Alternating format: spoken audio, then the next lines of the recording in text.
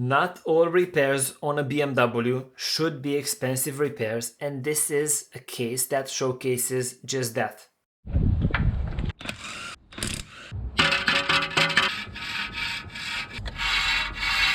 Scraping, scratching, grinding noise from your brakes is usually scary, but in 90% of the cases it is just the dust cover that got undone and is touching your brake disc.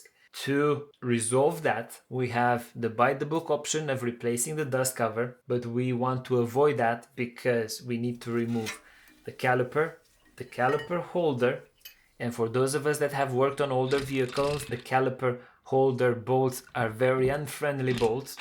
The brake disc itself, again, on older vehicles, they are really stubborn, and very few people have a specialized press to remove them.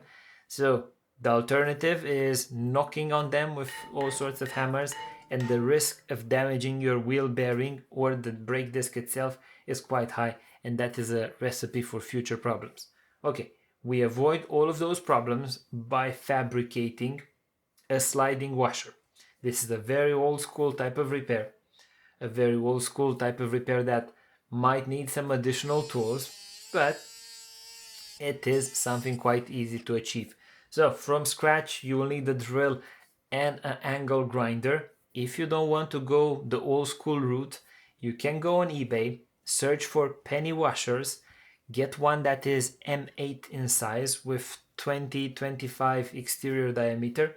Once you receive that washer, you just perform a cut that is wider than 6 millimeters, because 6 millimeters is the size of the bolts that are securing the cover to the vehicle. Once you've fabricated your washers, you just undo the places that you want to patch, push your patching washer in the right place, center it, tighten the bolt.